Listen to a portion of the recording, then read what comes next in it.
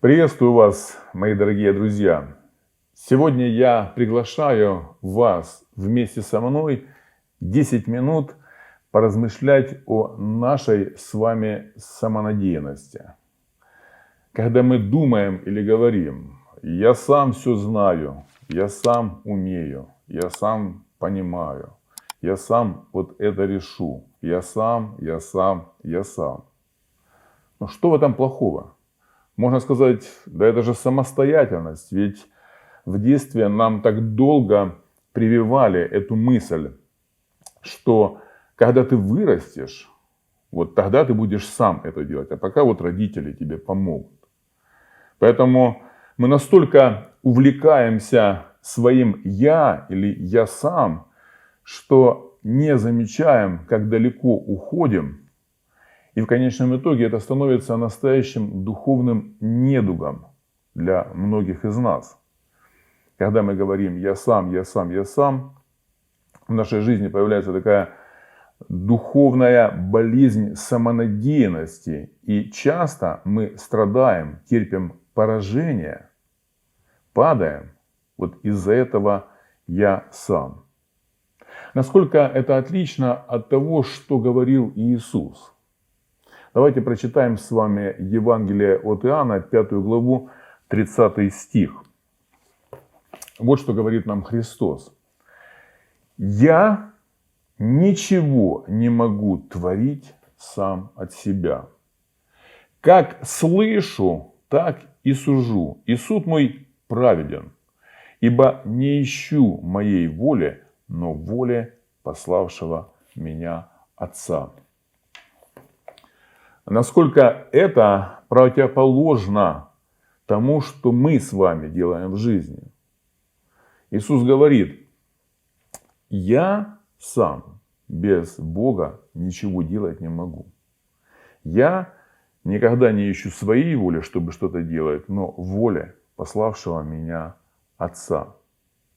А мы в это время всегда говорим: я сам умею, я сам знаю, я сам понимаю, зачем вы меня учите. И фактически мы в жизни показываем такую противоположность Христу. И даже не замечаем, что именно в Новом Завете нам так описывают антихриста, который самонадеян, надеется на себя. Это природа и характеристика антихриста. Мы должны быть мудрыми и понимать, что не надо уходить в крайности. Можно подумать, что Иисус нас учит, что отстраниться от своего «я» и ничего не делать. Не брать никакой ответственности, сказать: да я сам ничего не могу, я сам не знаю. Это тоже крайность, это неправильно, не об этом речь. Потому что Иисус за 3,5 года своего земного служения сделал так много, что мы с вами не успеем сделать за всю жизнь свою. То есть это не, когда Иисус говорит: я сам ничего не могу делать, Он не самоустраняется. Он не сбрасывает с себя ответственность. Нет. Это речь о другом. Послушайте, когда Иисус говорит: я сам ничего делать без Бога не могу, Он хочет сказать нам, что вся Его жизнь полностью Он полагается всецело, тотально только на Бога. То есть Он надеется, Он доверяет только Богу.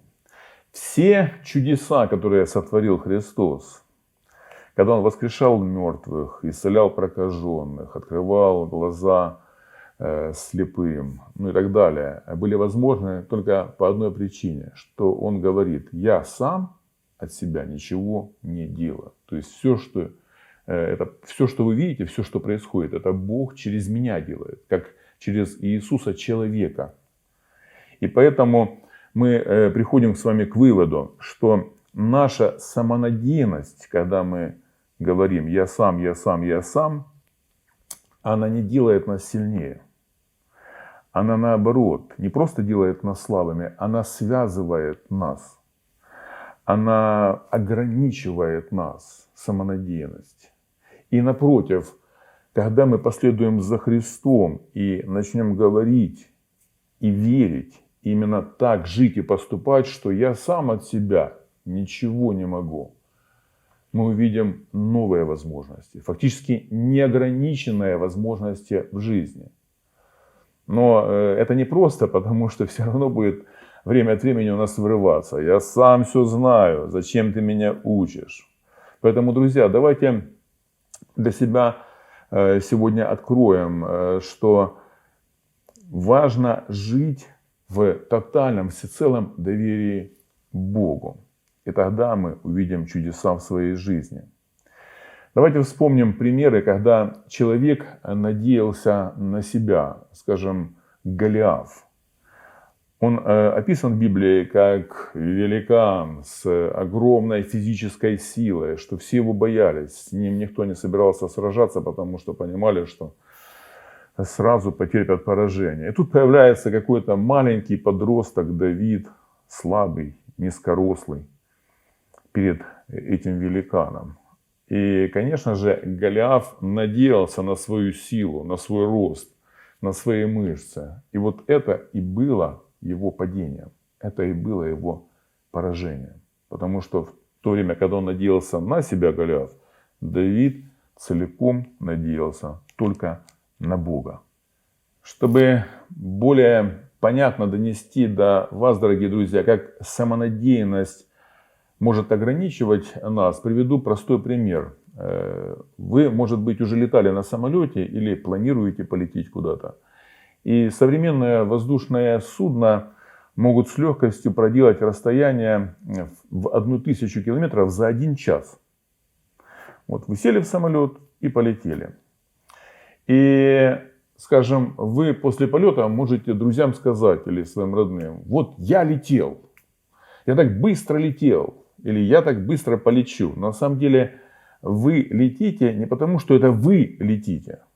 Вы целиком доверяете свою жизнь команде, пилотам, которые управляют самолетом. И вы доверяете целиком вот этому железу с двигателями, которое летит на высоте 10 километров. И только потому, что вы доверили себя, свою жизнь летчикам и самолету, вы можете проделать это расстояние за 1 час, в 1000 километров. А вот если вы просто решите сами пройти эту 1000 километров вот своими ногами, сколько вы можете пройти в день? Ну, марафонцы пробегают 42 километра. Но это очень надо быть здоровым человеком и крепким, чтобы это расстояние преодолеть. Но пускай каждый день мы будем с вами проходить 40 километров. То чтобы пройти ногами 1000 километров, нам понадобится где-то 24 дня. Вот, чтобы было понятно, что такое самонадеянность. То есть мы себя ограничиваем. Мы можем ногами идти 24 дня, либо сели в самолет, доверили себя и пролетели за 1 час 1000 километров. Так вот, я хочу снова вернуться к тому, что когда мы самонадеяны, мы сами себя связываем.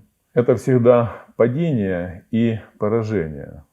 Вот это исповедание и мысли «я сам», мы фактически должны от него отречься, потому что оно настолько ограничивает, если не сказать, что разрушает нас.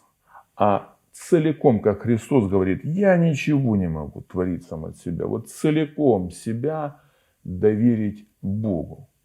И Бог учит нас трудиться, быть очень активными в жизни, помогать людям. Но это будет уже не я сам, но то, что Бог через меня делает.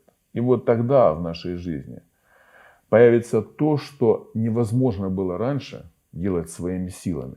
Если, конечно, мы будем учиться доверять свою жизнь Богу, как это нам показывает Иисус.